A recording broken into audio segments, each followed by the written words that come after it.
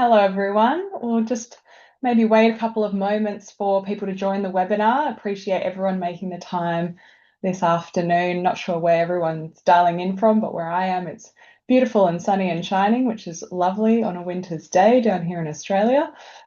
And I really appreciate you making the time and joining us today to talk about GANE and understanding Australia's nature economy.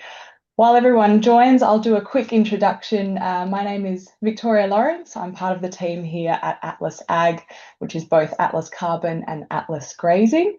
And I am a senior carbon advisor here in the team, and I'll be your host and will welcome our very special guest in one moment.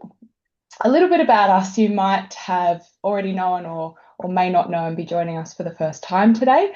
Atlas Carbon are a carbon service provider that partners with graziers across Australia to assess, plan and implement high integrity soil carbon projects, bridging the science with what actually works on farm. And that's all founded through Atlas Grazing, a livestock and land management platform to help graziers optimise their pastures, track livestock movements and align their daily farm tasks. So together we are Atlas Ag, and we really like to provide high integrity service to graziers across Australia and also the world with Atlas Grazing, the platform that's available to everyone globally.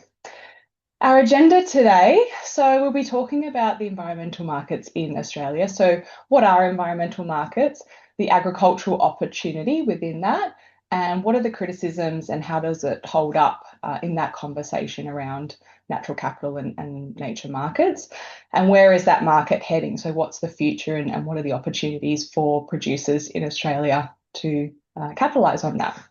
We do have a Q&A function, so you'll see a Q&A box down on your screen. If you have questions along the way, please feel free to put them in, and then we will endeavour to answer them at the end of the session or come back to anyone who we can't get to with questions.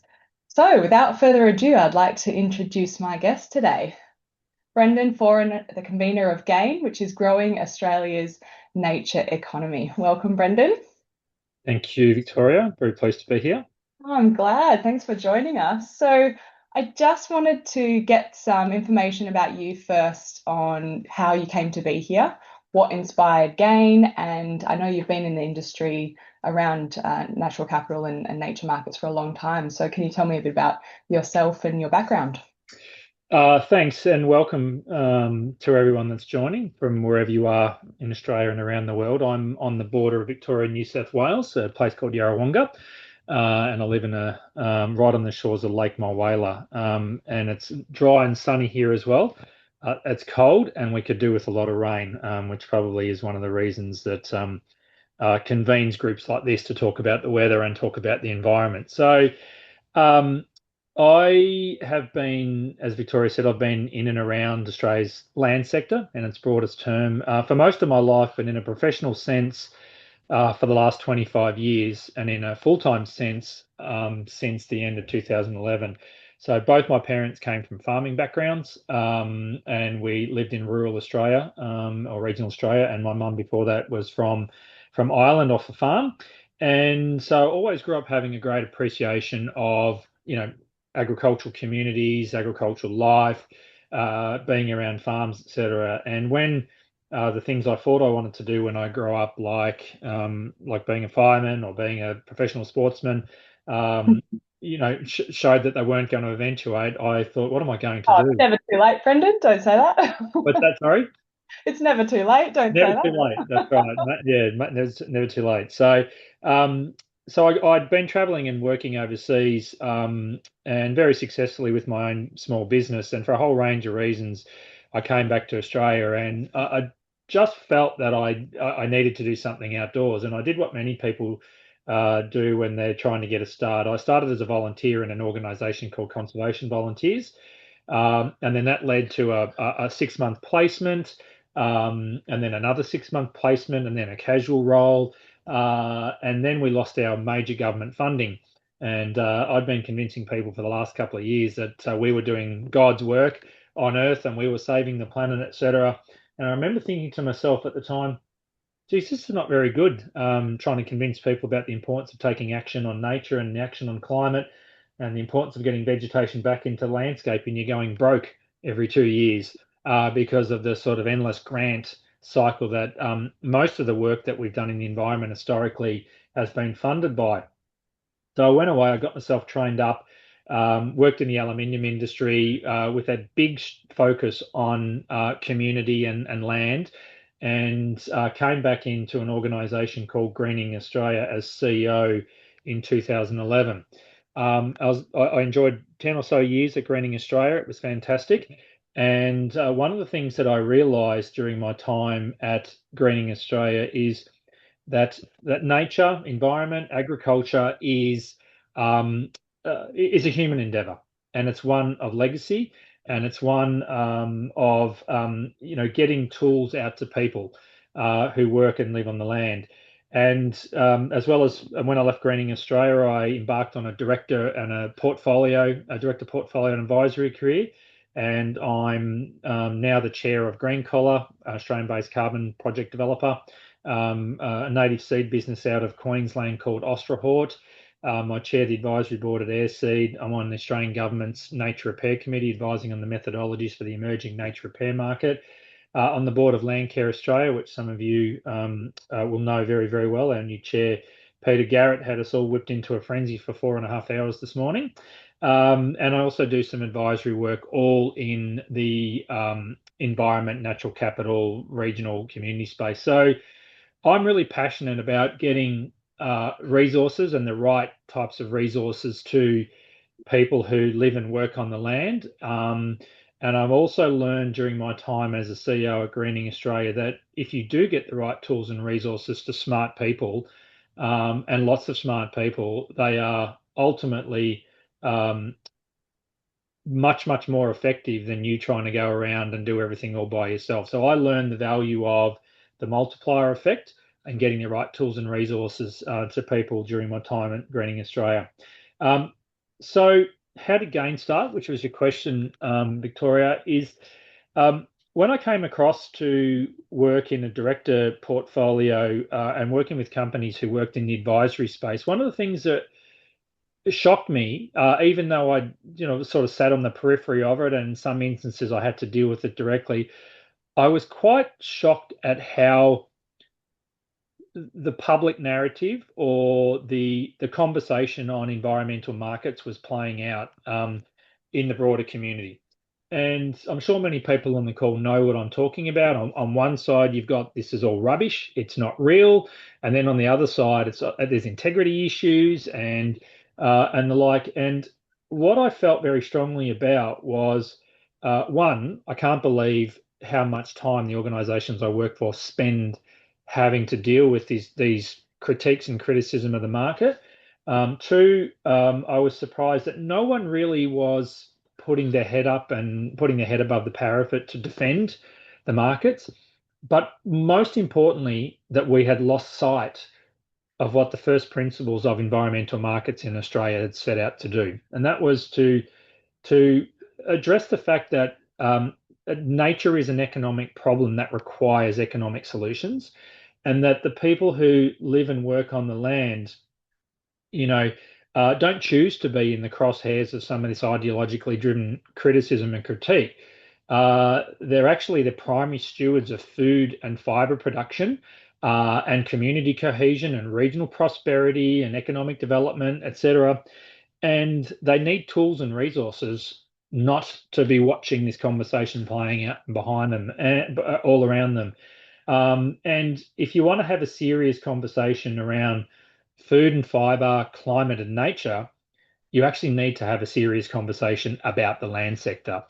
And Alistair McLeod, who may or may not be on this call, who's one of the co-founders of GANE, and of course the chair of Atlas Ag. I went out and had lunch with him, and I was sharing with him my concern around how we'd lost sight of these first principles, and he said that he felt exactly the same way. And we decided that we would do something about it. But as we talked about yesterday, not in a million years did we think that we would incorporate an entity and be on the front line advocating for the positive development of Australia's nature economy inside 12 months.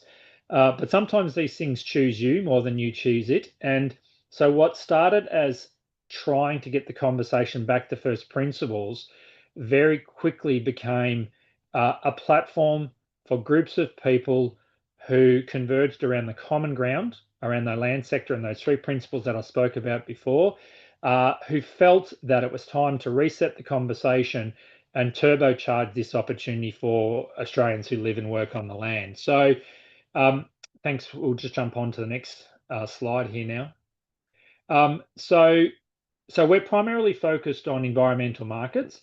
It's not at the expense of well-directed government grants or the enormously beneficial contribution of the philanthropic sector. Those tools are fantastic for proof of concepts, innovation, and really lighting the fire.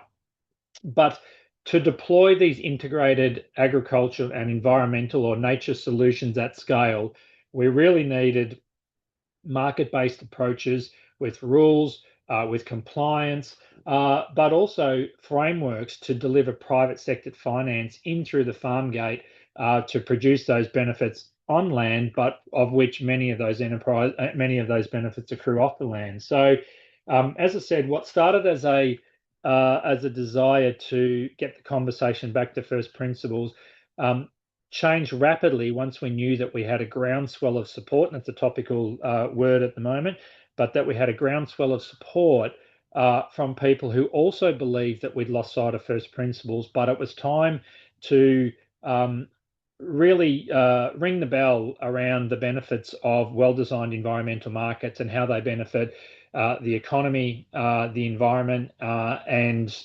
communities. So what are environmental markets?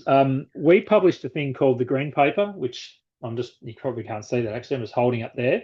And it's available on our website. And on the previous slide that Victoria was showing was the front page of it, a Green Paper, which explains how environmental markets work. But effectively what environmental markets do is turn the ecosystem services or the service that nature provides into commodities or credits that companies can buy. Now they might buy those companies they might buy those credits to promote their credentials as a green brand. They might do it because they want to invest in their supply chain, or they may do it because they have a compliance obligation. And here in Australia, under a thing called the safeguard mechanism, which is quite topical, and I'm sure Victoria will ask me to talk about this a little bit later, is that as a result of the safeguard mechanism, Australia's largest energy and industrial facilities are acquired where they can't lower their emissions to actually, or they're able to buy carbon offsets, and which mostly end up in the land sector, and they pay the people who live on the land, farmers, traditional owners, and local communities to undertake nature repair in exchange for a financial reward, assuming that the carbon and biodiversity targets are met. So in simple terms, it's a polluter pays principle where wealth is transferred out of one sector into another sector to create a public good. Thanks, Victoria.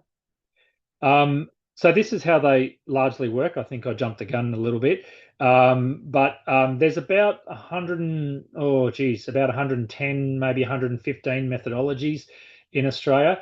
Not all of those methodologies do a lot of trading, or there's not a lot of projects registered. It's probably concentrated on around maybe 10 to 15, some of which many of the people on the call would be familiar with. And of course, with Atlas, soil is one of the more spoken about ones, but effectively you're creating a project on the land to undertake a decarbonisation effort that's then measured and then converted into carbon credits, which are then on sold, and then that reinvestment either goes back into the local business and the community or creates a financial safety net. And the stories that we're hearing as we're traveling around increasingly are about the pride that many landholders in Australia feel about putting money back into their community and making solid commitments, particularly during tough times like drought and flood and fire, where they make commitments to their staff, the families that work for them, to keep them employed during those lean periods, which hasn't been the case in the past. Thanks, Victoria.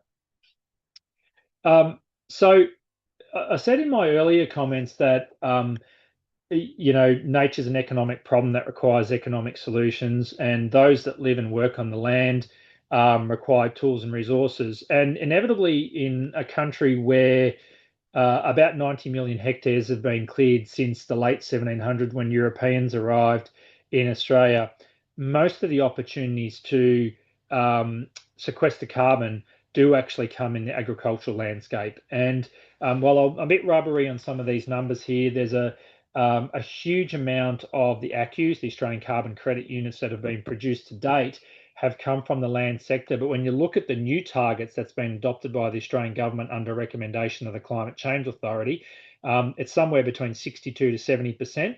And the estimation is that the overwhelming majority of that will actually have to come from maintaining the level that's produced, has been produced in the land sector now, with a significant uplift. So the opportunity with the agricultural sector in Australia is quite huge.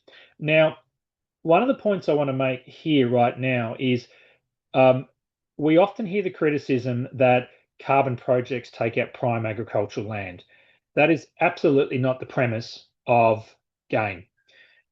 Growing Australia's nature economy is about the integration of well-designed carbon projects or biodiversity projects or any other project that has a credit regime applied to it where you might get a benefit for the environment, that's undertaken at enterprise level and the benefit accrues off the enterprise level.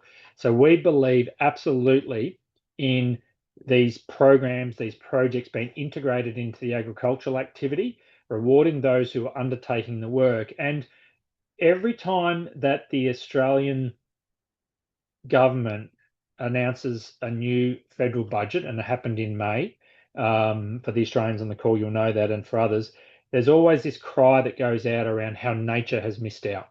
And we quote this number, which comes from the Wentworth Group of Concerned Scientists, that nature needs $8 billion a year for its repair and its maintenance and to maintain the stuff we've got now, but $8 billion a year.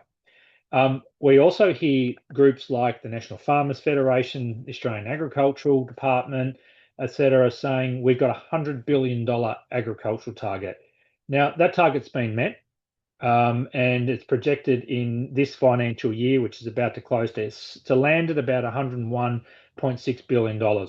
But the farmers on the call will know that that doesn't necessarily equate to increased profitability or increased productivity. In some instances, absolutely.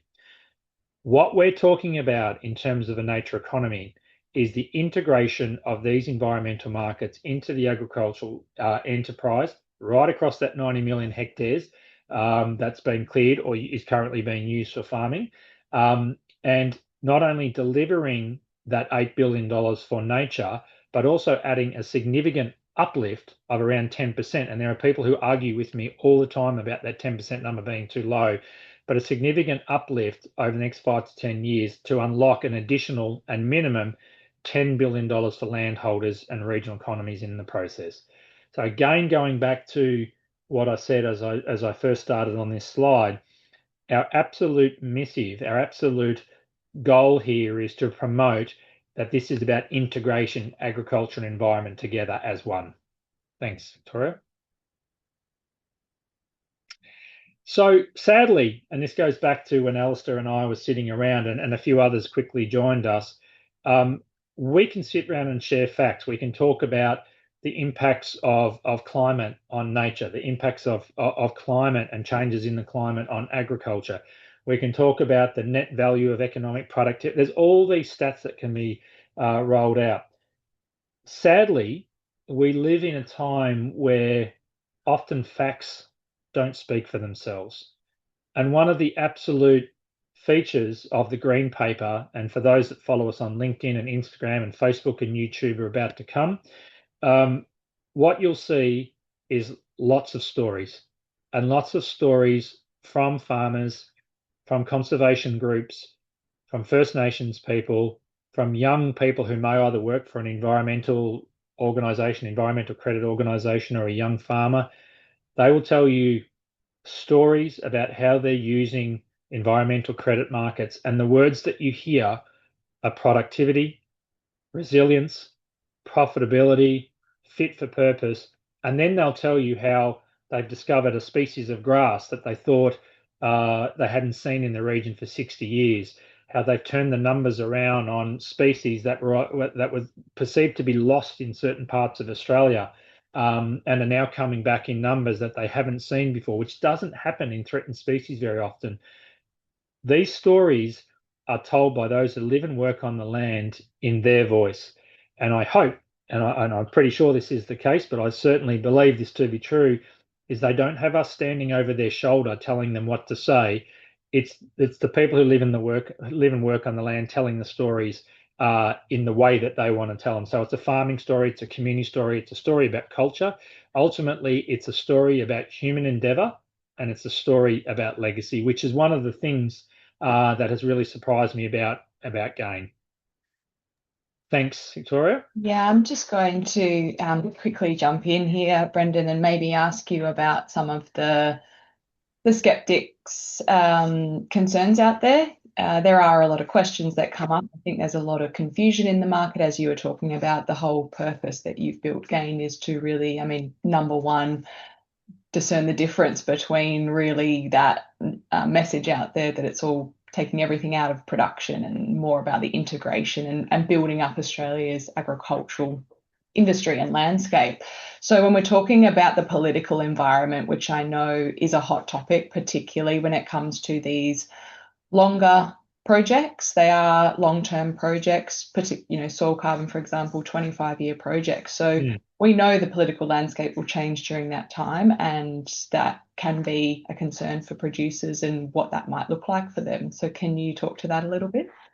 Absolutely. The first thing that needs to be said is no market, no economic sector, and no community is beyond criticism for the way that it does things or for its failures. And in saying that, though, what has this space has been completely devoid of in the last few years is examples of where it's working and the good news stories which are coming out, and the families who are staying on the land. Those families, and I was out there a few weeks ago, out in the Western Division, where I think maybe some of the people who criticise the carbon market because they believe it's enabling the fossil fuel industry, or are maybe not understanding the significant environmental issues that exist in highly disturbed landscapes, where the desert is advancing from the western part of the country, and you've got goats and everything. That if people aren't living and working on the land and managing these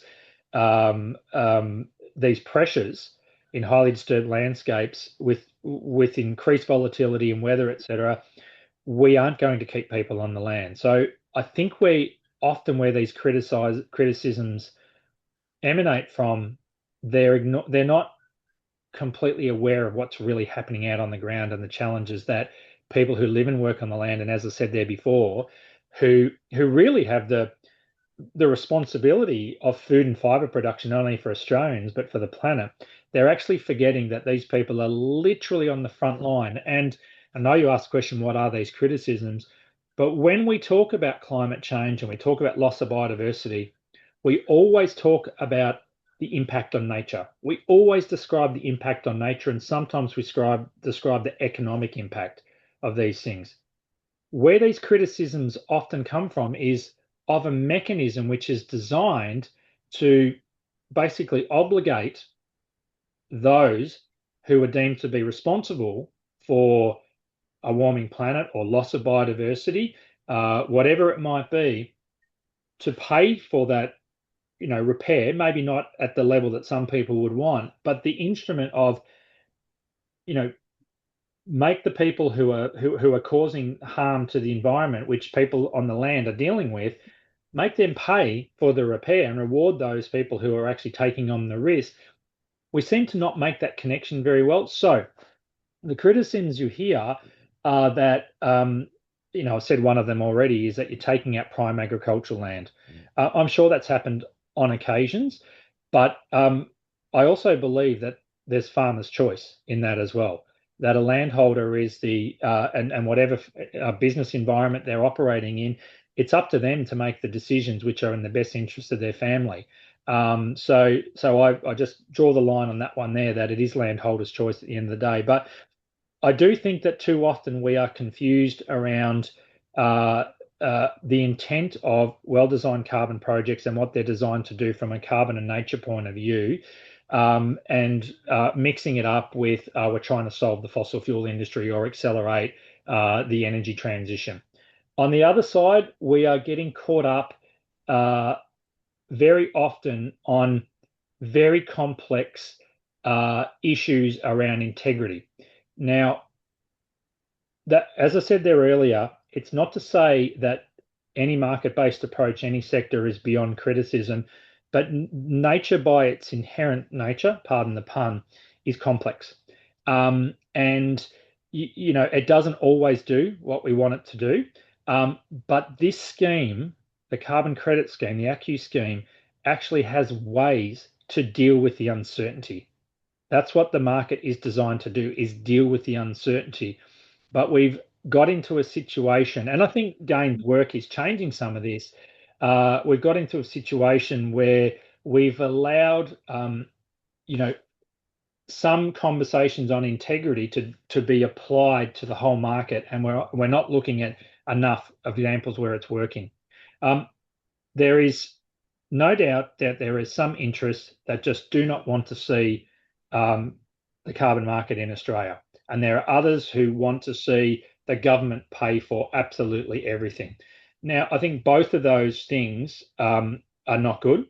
And Gane's idea is about, as I said there before, about well-designed carbon programs and biodiversity programs being integrated into landscapes where people live and work, and they are producing services, which we talked about there before, and we're paying for it with the private sector, with a highly regulated market. Now, I don't understand why some political parties are against that idea.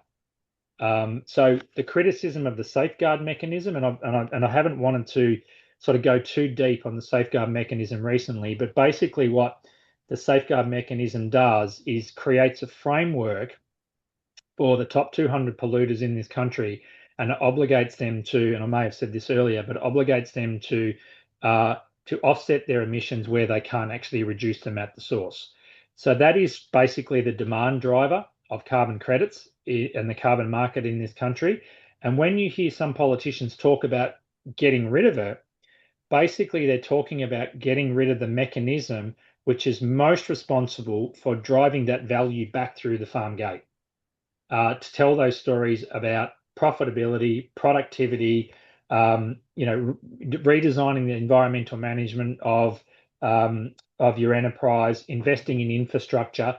The stories that GANE is promoting are at risk with the abolition of the safeguard mechanism. And I think some of the politicians who are talking about it, and we're calling some of them out, and I'm not to say that I've got a side here, because we've already got a lag in methods. We need more methods. So all sides of government need to do more of the heavy lifting. But I just think some of these criticisms and some of the attacks on the scheme are not thinking about the benefits, and particularly thinking of agriculture.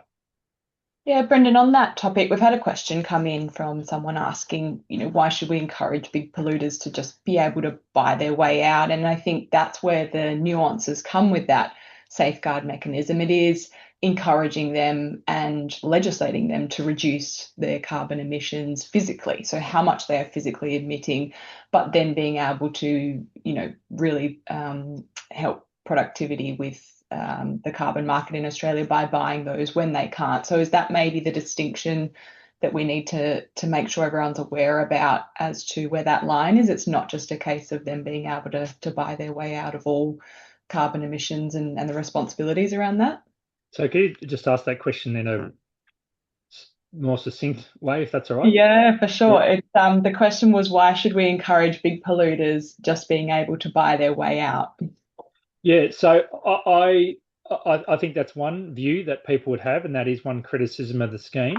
But remember, the intent of the scheme is to transfer wealth out of one sector, which is the polluters into another sector. I've just said a minute ago that we need $8 billion for nature each year, and we've got an agricultural productivity target of $100 billion, while people who live and work on the land are dealing with increased dry periods, wetter periods, bushfires, etc.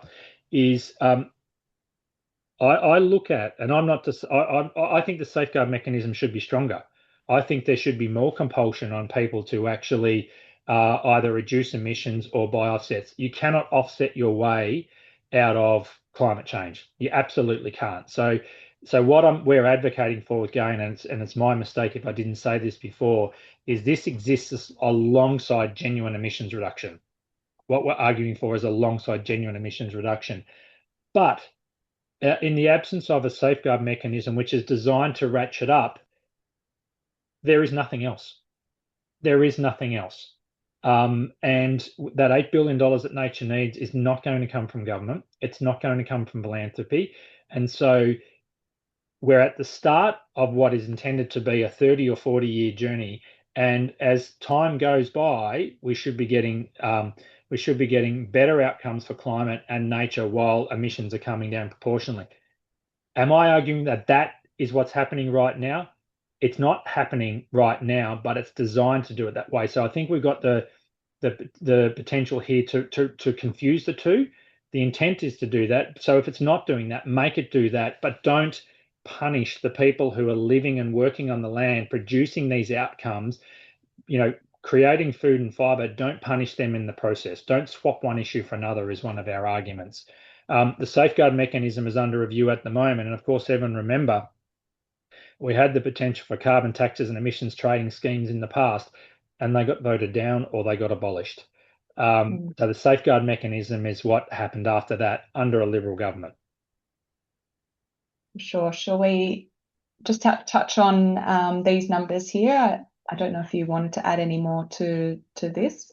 Look, we did some polling before we wrote the green paper, and I think the way to look at the polling that's in the green paper is Australians believe in action on climate. They believe in rewarding those who live and work on the land for the services they produce. And in relation to perhaps the question you just asked me, Victoria, is while people believe in that, they don't see enough evidence of where it's working. And that's why we started GAIN, is to show evidence of where it's working and to grow Australia's nature economy proportionally. There's a couple questions coming in, and maybe we should jump to them now while we're on the topic. What should we as individuals do to protect and grow natural capital opportunities for farmers and graziers in this current political environment? And I think that's exactly what you're all about. Yeah, that's right. That's exactly what we're all about. The first thing I would say, and I do say this a lot, and I get asked this question a lot, is in the same way you do it with every other part of your farming business or your farming operation, get advice from people that you trust. Get the right advisors around you.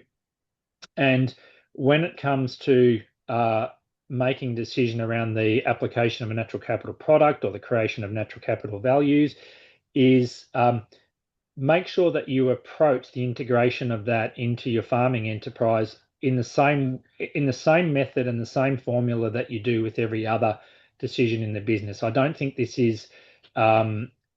should be any different.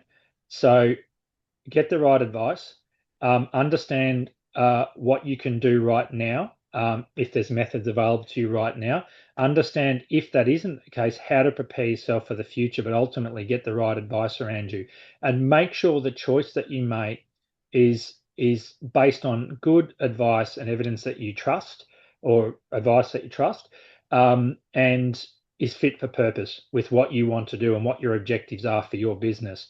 I'd also say that we understand that is a starting point for many farmers.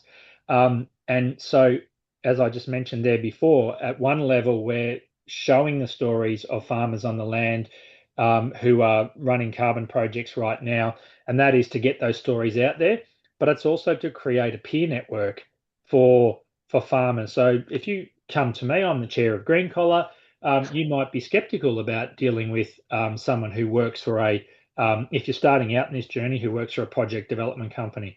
Um, but in the past, the way that we did things, particularly pre-COVID, is we got in the field and we looked together and we exchanged ideas and we shared stories. So, um, so get your advisors around you, make sure it's fit for purpose. Uh, do what you can now to understand what the opportunities are and how you might prepare yourself for the future. And look for those stories from fellow farmers and fellow people who live on the land. Mm. We've had a question come in on the keeping back with the theme of policy and government. How do we move away from government policy to create ecosystem markets? Is that plausible? Yeah, so Australia's and I'm assuming that question has come from someone within Australia. Is when Mhm. I first started at Greening Australia, there was a report on my desk about an American organisation that was thinking about coming to Australia and setting up and auspicing themselves through Greening Australia, and they were by design a more philanthropic and um, markets-based organization. So this is back in 2010, 2011. And it was the line that was on this report that stuck with me the most is that, um, America is a country founded on enterprise and the government came second. Australia is a country founded on government and enterprise came second. So Mhm. we've got um, we've got the government is heavily involved in markets in Australia and every economic sector. I know we all know that. Um, we're in a spot at the moment, and the question's a really good one, is that um, most of the money that's gone into natural capital or environment uh, or sustainable ag, whatever the term you want to use historically, has come through grants or philanthropy.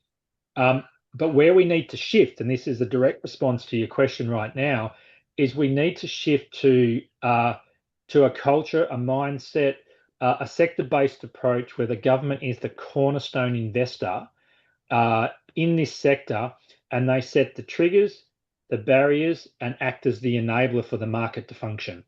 Now, in well-designed, well-advanced parts of the Australian economy, that's the way they work. We're not quite there in Australia, but where I sort of favour market-based approaches, as I said there before, I worked in an environment organisation that went broke nearly every 2 years, is when we go back that way all the time, thinking that grants and the government can fund our way out of us. There is nothing that can fund the scale that we need, um, like a market-based approach or the private sector. But specifically, the change that you're asking for is we need to move further that way, so that we have a mindset of the government being a cornerstone investor and setting the triggers. Yeah. Thanks, Brendan. We've got one last question at the moment, and then we can talk about some opportunities and what producers should be watching out for.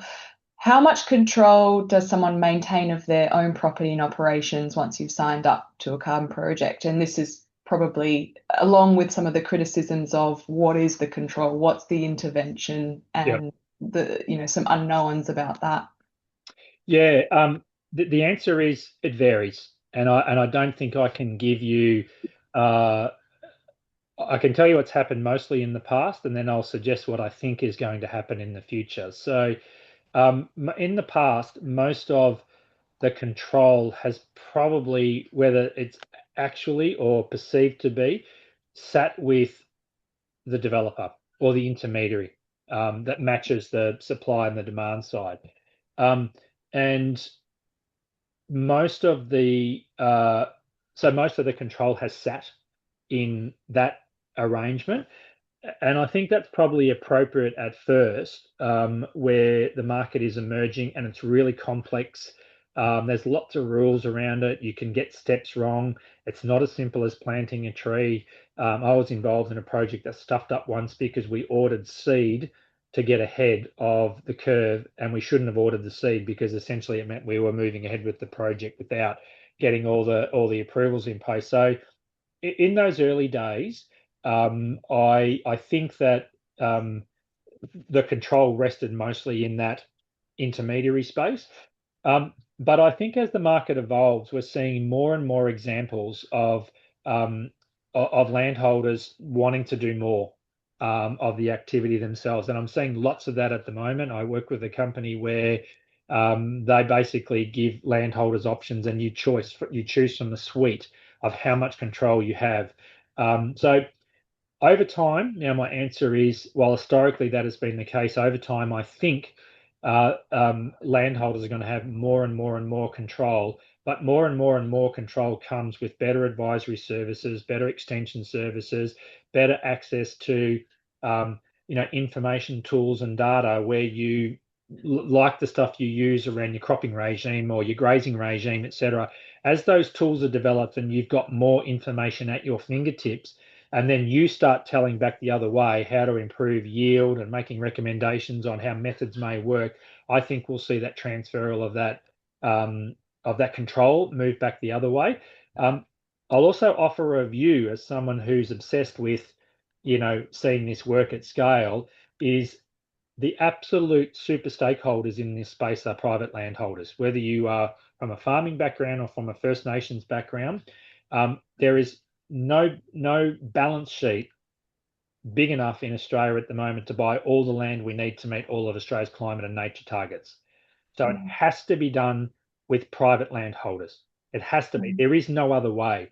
And so landholders have got plenty of leverage in the discussion, of course, recognizing that whoever's working with them to access the market obviously needs to make a return on their effort as well. So I think it'll evolve more like the way that things work in the traditional farming landscape in the future, Victoria. Yeah, no, that's great. Maybe it's a good time for us to then begin the conversation of where you think everything is heading. Yeah, so thank you. I think some of the questions from your very engaged audience have probably anticipated some of the things I've already responded to or about to say next. Is I don't think that while the political landscape, and I may not have answered that particularly well before, while the political landscape may suggest that there's a bit of uncertainty, and I can understand why people have that conclusion. The major signals that we're looking at is that this is going to be a growing opportunity. So the types of things that I said there before around getting the right advice, understanding what you can do now, how you prepare yourself for the future, and making sure that you've got a fit for purpose approach that fits into your objectives is probably the starting point for everyone. So I know we go into a little bit more detail on the next couple of slides, Victoria, if that's okay. So global carbon biodiversity, this is from the green paper, global carbon biodiversity credit markets are currently delivering about $9.8 billion a year into nature-based climate solutions and voluntary carbon credits, carbon removal, and biodiversity credits. So if you combine these, the worth of those by the middle of next decade, which is only 9 years away, could be around $430, $440 billion. Now, the way that I'd want you to have a think about that is, there are certainly some disadvantages of being in a large continent in the southern part of the world, a long way from markets with a small population. But we've got a lot of land, and we've got a lot of really sophisticated, smart people who work on the land. And so I've said this quite a few times, Victoria. I think there's a choice here for Australians and for Australian farmers and Australian landholders is, are we going to lead this space or are we going to follow? And I think I'd be looking at that 430 and $440 billion and thinking, how much of that can we bring into Australia to strengthen our position as a global food producer, as a protector of traditional values, as a global high point for prosperous regional economies, etc. So I think the upside is worth pursuing. I would say there's a point there around the nature repair market, and as I said, I'm on the committee for that. Now looking at biodiversity, it's very early. It's voluntary. There's one method out already which allows you to stack an ACCU with a nature certificate, and there's two other methods that we're currently looking at, and another two within the next couple of years. So it's very early stage. But it probably is worth, as I said there earlier, for landholders to be thinking about what these opportunities might be into the future and how you can prepare yourself for that.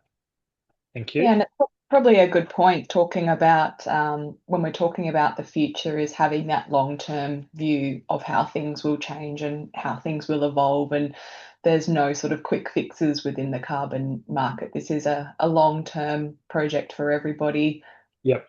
whether they take it on or not. It's all about land stewardship and agriculture together. It's a brilliant point. Again, reinforcing that it's not ag and the environment in different corners throwing rocks at each other. This is about integration. And, most farmers are thinking long term. They're thinking beyond the annual socio-political cycle. Of course, they've got this year's crop to worry about and this year's harvest, etc. Of course, that's an absolute given. But they're always thinking in the future and they're always thinking about if they had the resources, what they would do and what decisions they would make. They're constantly watching the land and watching how things are changing. You know who else does that? Traditional owners and environment groups. And again, if you get the right tools to these people and they're able to apply them in a way that fits the different objectives and narratives, the outcomes are going to be delivered. And from an environmental point of view, which I strictly come from, impact is change in status and change in life condition. And, there's very few places in Australia, apart from the high rainfall areas, where you can plant something and the next day you can come back and a seedling is growing. These landscapes are slow and they take a long time to respond. And it's very hard to give country rest when you've got the pressure of running an operation without these instruments. So they're quite well designed already, but we can make them better. Yeah, absolutely. Well, that brings us to our Q&A, which I feel we've already mostly completed. We were attacking it as it came along. There is one last question, which is a bit more specific on specific political parties and what that future might look like if, I'll read you the question. Yep. I would have thought if anyone else gets in other than the Labor Party, these programs are dead in the water. Why wouldn't the current climate and politics make anyone worth investing in these programs at the moment? So I think you have addressed it. It's probably maybe worth touching on how the ACCU program started and Yep. that it was bipartisan at that point. Correct. That's right. So it was bipartisan, and much of the architecture that we have in place now didn't come from Labor. It actually came from the previous coalition government, and of course, Australia's carbon or climate policy environment has been 30 years in the making. So it's ebbed and flowed over that time. Look, I want to say this. I understand the question, and if I wasn't sensitive to that as well, I wouldn't be fighting for these markets. But I don't get paid to do this, by the way. I fight for these markets because I believe in what they're designed to do. All the things that we've spoken about before, these stories that are in the green paper, these stories that are on LinkedIn, etc., I just hear the same thing over and over again. Productivity, resilience, profitability, improved environmental outcomes, farm jobs, people staying on country, money coming back through the gate. And so, yes, I understand where the question comes from. And I understand that people go, well, what's the point if they're going to throw it out? These parties that are opposed to these schemes, I don't think they're opposed to what I just said. They're not opposed to regional prosperity. They're not opposed to productive enterprises. They're not opposed to landholders of all types wanting to tell a better story, that story of human endeavour and legacy. And that's where I want to engage them at is I don't think you disagree with that. You might not like the legislation, you might not like the policy, but why would you give one sector a kick that can afford to deal with this at the expense of another sector that has the most to lose and the most to gain? So it's the idea that's the most important to fight for here. How that gets delivered, I think we can debate until the cows come home.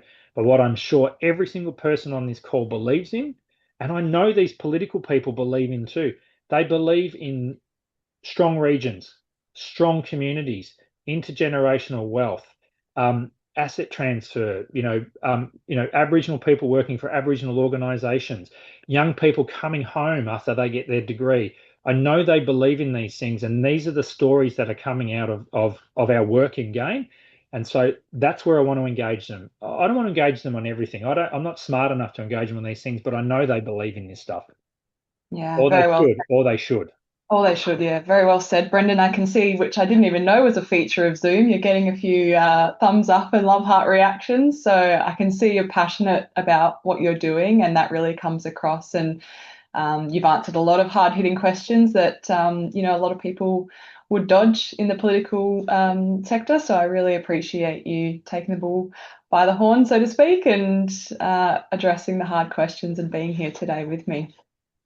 Well, thank you. And look, I really appreciate those questions that people ask. They're the right questions. They are the questions that we should be asking. And, one of the things that, about being Australian is we're all very proud. And we also know we're very, very lucky. But sometimes we need to fight to make things better than what they are. And I think the stories that have come out, and as I said, Alistair and I never thought we'd be in this situation when we started, along with James, my colleague at Green Collar, and many others now. We never thought we'd be in this situation, but we're motivated and we're inspired by these largely family-owned enterprises who are doing these projects and telling amazing stories. So if you're on LinkedIn or you're on Instagram, check out the stories. And also, too, if you don't agree with the stuff that we're saying, tell us. Mm. We're okay with that. Tell us where we can make it better, and also tell us what's not working for you, because we're quite happy to address the stuff that's not working as well. And one of my pets at the moment is we make it too hard for landholders to participate in these markets. We make it way too hard. We need to make it easier. We need to make it more repeatable, and we need to create a better incentive. And as I keep saying, if we give landholders fit for purpose tools and they can apply them in a way that makes sense, they'll produce the magic. Absolutely. I talk to producers all the time that are just seeking clarity on a lot of this and the understanding of where they fit in, which can be murky. So I appreciate you fighting the good fight and clearing that up for everyone. Hopefully, even more so into the future as we get into this industry even deeper as we go along. My pleasure. Thanks, Brendan. Thanks for the opportunity. Just quickly, in terms of Atlas Carbon and Atlas Grazing, here's a few things where we are at the moment. So I run the podcast for Atlas Ag called the Stockyard Sessions. If anyone's interested in listening to different producers and people within the industry, I interview there. The latest one coming out next month is going to be Sam Johnson of the Farm Owners Academy. We're in LAMX in Adelaide in a couple of weeks' time, and also in AgQuip coming up in August. But feel free to get in touch with us if you'd like to chat to us, as well as Brendan, if he's happy for me to pass on information to him. If you've got questions, very much happy to talk to everybody and anybody. So thanks again, Brendan. I really appreciate all of your time. And yeah, I know we'll all be probably in touch with you soon. Thanks, everyone. Have a good night.